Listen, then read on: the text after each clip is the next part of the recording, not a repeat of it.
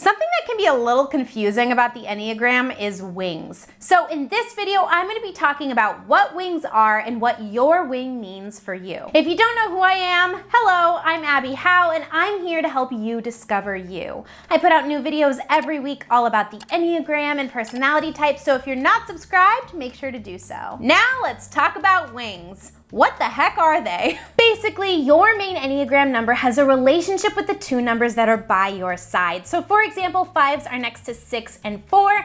So a 5 can choose, be like, you know what, I really feel like my wing is a 6. That is written like this. It's the main Enneagram number, then a little W, and then your wing number. So if you've seen that floating around the internet, that's what that means, and now you know things. When you do choose your wing number, this means that you lean more heavily towards that number, but note that the characteristics of both of the numbers by your side are easily accessible to you. Everyone uses their wings differently depending on their level of health and their circumstances. So for example, I am a 3-wing 4. I'm still very much aligned with the inner motivations of an Enneagram 3, but I do tend to lean pretty heavily on my 4 wing. 3-wing 4s tend to be more reserved and quiet while they work towards their personal success. They also tend to have more creative endeavors, which really aligns with my life. Type 3 tends to be more interpersonal, and type 4 tends to be more withdrawn. So if you're a 3-wing 4 like me, then you have probably struggled with this balance of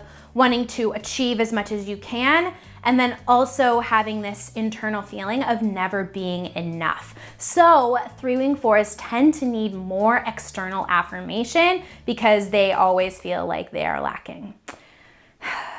This is how understanding your wing can deepen your understanding of your Enneagram type and yourself. I know that it did for me. I didn't truly align with the Enneagram 3 when I first read it, but when I started diving into the wings, I just felt like I was taking a big, deep breath and like letting it go. That's what it felt like, and I really hope that finding your wing can help you do that. You may be asking, okay, Abby, I get it. Wings are awesome, but how do I find my wing?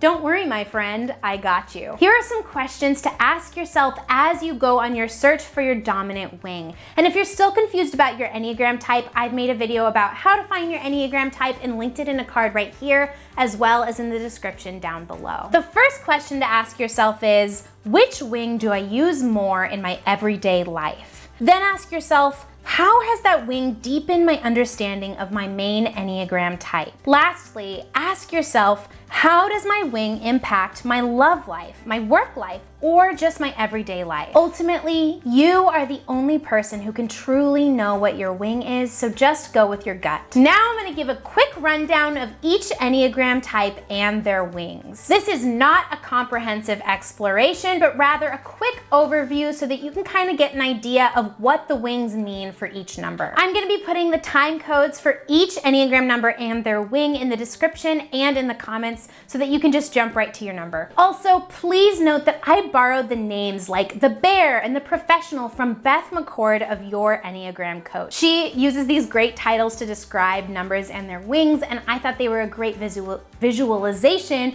for us as we go through these descriptions. If you haven't heard of Beth McCord, she is an author and an Enneagram coach, and I'm linking all of her things in the description down below, as well as her books. I'm obsessed with this book. It totally blew my mind when I read it. It's all about the 3. You should definitely get your own and read all about it. It's so cool because there's like places for you to journal and like dive into your type, and I highly recommend. So I'm linking those in the description down below as well.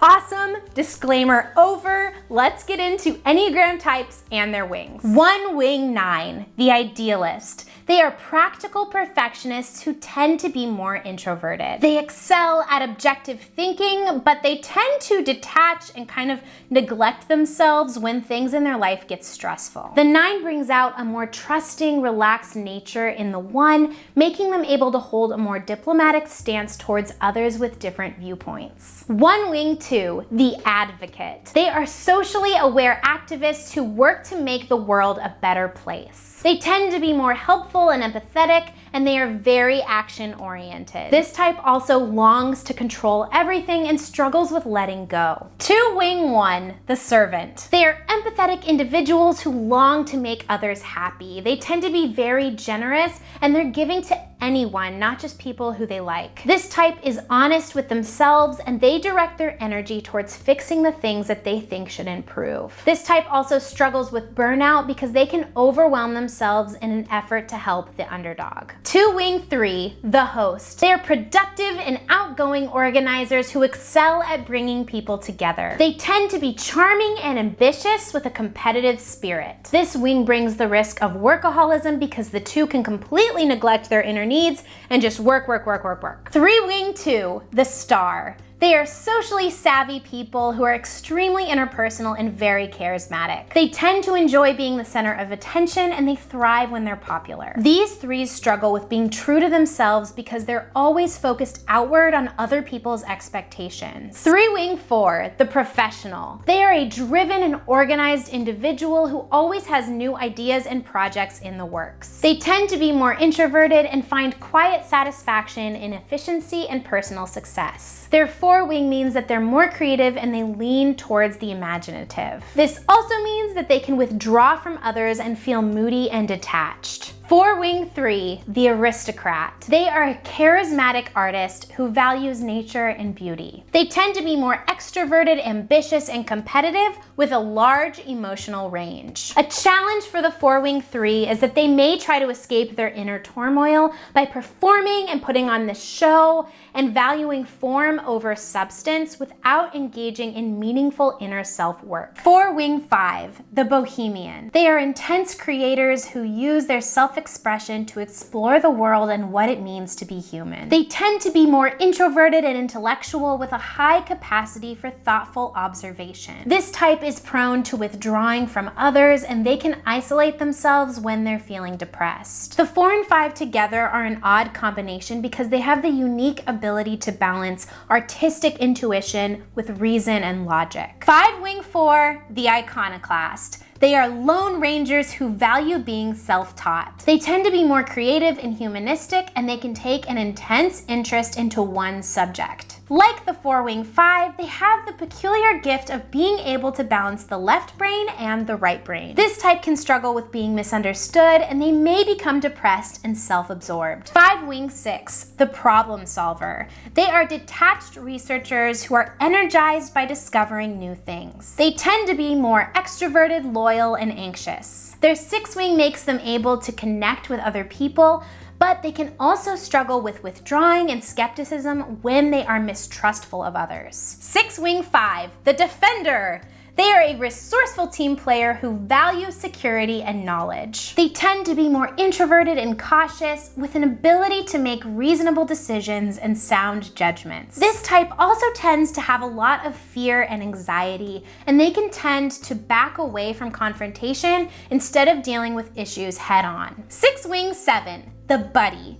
They are optimistic explorers who love having fun. The 6-wing 7 is a strange dichotomy because while they're spontaneous and playful, they also have a strong need for security and comfort. They have a 6's fear of pain combined with a 7's avoidance of pain, which means that they often withdraw from life by diving into trivial distractions. 7-wing 6, the entertainer. They are a happy-go-lucky fun chaser. They always want new experiences and projects to fill their days. They tend to be loyal, playful, and very interpersonal. A main challenge of the entertainer is that they may exaggerate underlying fears while also struggling with anxiety and self-doubt. 7-wing 8, the realist. They are innovative entrepreneurs and leaders who love exploring and creating. They tend to be free-spirited and passionate. A challenge with this type is that their assertiveness can become aggressive and they can act superior to others. 8-wing 7, the Maverick. They are confident self-starters who use their enterprising, fearless personality to conquer the world. They tend to be more extroverted and energetic, with a heavy focus on finding their own power. This type struggles with being reflective on consequences of their actions. 8-wing 9, the bear. They are quietly strong leaders who strive to preserve harmony in a gentle way. They keep others' interests in mind, and they tend to be more people-oriented than 8-wing 7s. This type struggles with withdrawing from themselves in stressful times and then judging themselves for doing that. 9-wing 8, the comfort seeker. They are independent individuals who long to have inner and outer peace. They tend to be outgoing, assertive, and active, with the ability to be both diplomatic and individualistic. They struggle with the pursuit of pleasure instead of actually pursuing the things that their inner, real self actually needs. 9 Wing 1, the dreamer. They are idealistic romantics with the awesome ability of being able to balance their pragmatic perspective of the world with their meditative nature. They tend to be introverted and compliant, and they really value being connected with other people in their community. A challenge for this type is that they may be even less expressive of their needs because they don't want to alienate other people. Let me know if this was helpful for you and how your wing affects your type. I am very interested in that. If you haven't subscribed to this channel, please do so. I put out new videos every week. Thank you so much for watching, and as always, have a lovely, lovely day. Toodles.